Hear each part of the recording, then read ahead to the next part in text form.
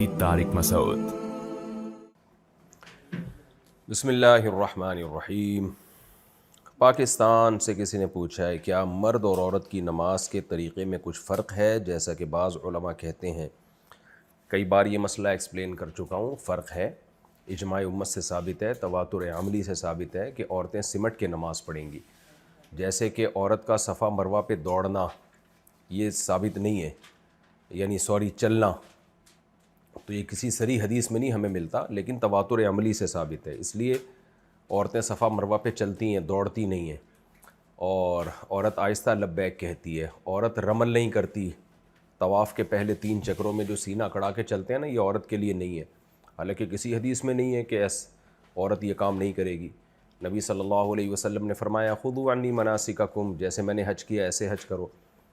لیکن پھر بھی ہم عورت کو کہتے ہیں بھائی آہستہ چلو، آپ دوڑو نہیں، جبکہ حضرت ہاجرہ تو عورت تھیں، وہ تو دوڑی تھیں۔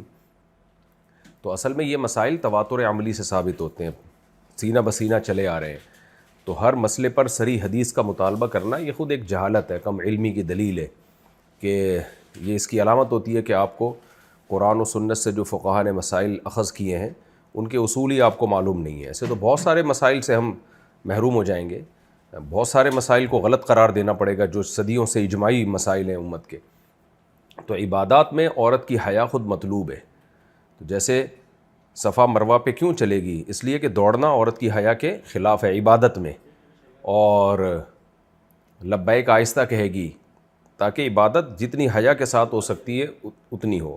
رمل نہیں کرے گی، کیونکہ عورت کا طواف کے دوران رمل کرنا، سینے کو اکڑا کے چلنا، یہ حیا کے خلاف ہے۔ تو اسی طرح عورت کا مردوں کی طرح نماز پڑھنا یہ بالکل حیا کے خلاف ہے، تو وہ سمٹے گی عبادات میں۔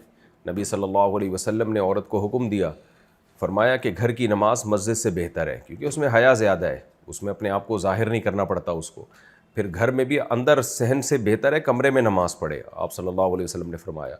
تو یہ کیسے ہو سکتا ہے کہ جو اتنی زیادہ حیا کا حکم دے رہا ہے عبادت کے دوران، پھر عورت کو جسم بھی زیادہ چھپانا لازم ہے؟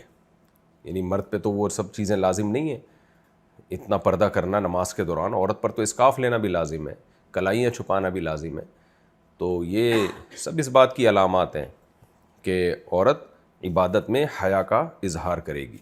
تو اس لیے اس پر پوری امت کا اتفاق ہے، اور جو مسئلہ اتفاقی ہوتا ہے نا اس کے خلاف جانے کی اجازت نہیں ہوتی۔ تو پہلے اہل حدیث بھی یہی کہا کرتے تھے، ان کے جو اہل حدیث کے قدیم فتاویٰ ہمیں ہندوستان میں ملتے ہیں وہ یہی ملتے ہیں کہ عورت سمٹ کے نماز پڑھے گی۔ یہ بعد میں مسئلہ پھیلا ہے اور پھر اس کو لے لیا لوگوں نے اور مطالبہ شروع کر دیا اس پہ کوئی حدیث دکھاؤ۔ تو جب بھی کوئی ایسے کہا کرے نا حدیث دکھاؤ، تو آپ کہیں گے ٹھیک ہے تم صفا مروہ پہ حدیث دکھا دو کہ عورت دوڑے گی نہیں بلکہ چلے گی۔ تو ایسے مسائل تواتر عملی سے ثابت ہوتے ہیں۔ چاروں اماموں کا اس پر اتفاق ہے، حنفیہ، شافعیہ، مالکیہ، حنبلیہ، سب سے۔ امام احمد بن حنبل تو امام بخاری کے استاذ ہیں، تو وہ تو حدیث کو زیادہ سمجھتے ہیں، انہوں نے بھی یہی لکھا ہے کہ عورت سمٹ کے نماز پڑھے گی۔